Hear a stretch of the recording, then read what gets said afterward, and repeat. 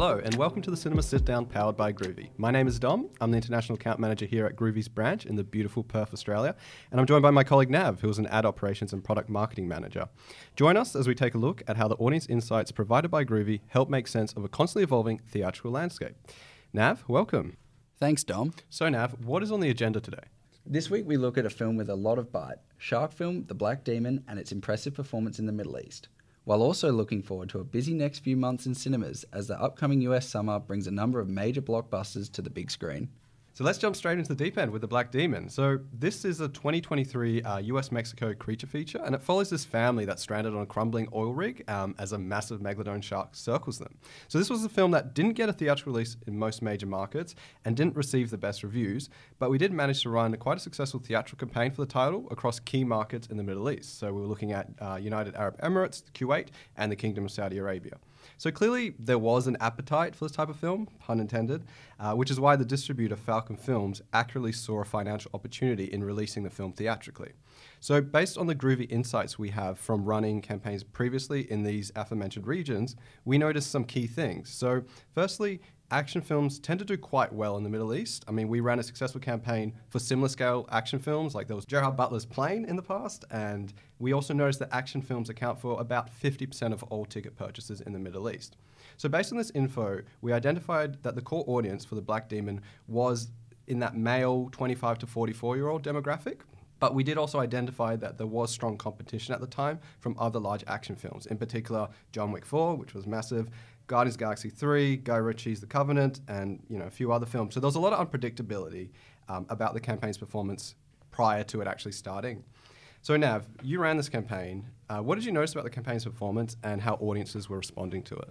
So Dom, we launched the campaign prior to the film's release, and in the early stages, we noticed that ad interactions were way above expectations. So 6.5% of all the impressions served resulted in ad interactions, which was well above the performance of those similar aforementioned titles like John Wick and Plane.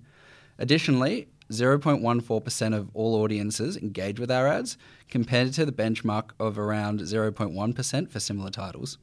At the early stage, we were still keeping expectations in check due to the strong competition from similar titles. The audience that we identified, males aged 25 to 44, were the most engaged and interested in seeing the film throughout the campaign. We found that this age group was interacting with our ads a lot more than younger audiences aged 18 to 24. Yeah, I find that quite interesting because I think that the scale of this campaign was very limited to those similar titles in this region. The film had a very limited theatrical release around the world, so overall awareness of it was quite low. However, the Middle Eastern distributor, Falcon Films, did see that opportunity for this film to perform well in the region theatrically. And it's I think, quite reassuring to see that a lot of our pre-release campaign tracking did mention or point to that same sign. We were able to identify that the film was likely to outperform box office expectations, and the film did end up opening to over $200,000 US in UAE, and that was just in its first weekend alone. And I think it achieved a cum close to about $500,000. So for the scale and scope of the film, it was quite a solid result. So when we launched the campaign, Nav, did you notice any changes or any different insights? Yeah, so we saw that there was strong intent to purchase from audiences relative to comparable titles. So the majority of traffic to the landing page came from Facebook, where we saw more ad interactions. However, TikTok actually drove the most showtime exits to the cinema website. On Facebook, we saw that the audience was generally the 25 to 44-year-old males. They were exiting to the landing page the most frequently. On TikTok, it skewed slightly younger. 18 to 34-year-old males were exiting the most.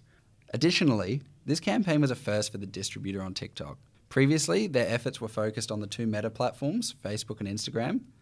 After the campaign, though, their following has grown by over 2,000 people, with posts used in the campaign generating over 19,000 likes. Yeah, I feel like the main takeaway is that TikTok did prove rather effective in driving conversions for this campaign. And given that behavioral targeting did perform the best overall, that key audience, that male 25 to 44, that we identified and targeted, was indeed the most responsive to the ads that we put out. So yeah, the distributor made a really good bet on picking this film, and our campaign did see those positive indicators very early on, so we could confirm that it was going to open well. Unfortunately, it was quite a success in terms of admissions relative to expectations, even though the film wasn't particularly greatly received, which I think offers some interesting insight that, different films perform quite uniquely in different markets, and it's not always, some can be quite critical proof as well. And I think that's quite fascinating, given there's another shark film right around the corner with the Meg 2 coming out. So speaking of the Meg 2, there's plenty of exciting blockbusters coming up very soon in cinemas. You got Harrison Ford's final outing as Indiana Jones. There's a new Transformers. There's another Mission Impossible film where Tom Cruise is probably going to do some crazy stunts.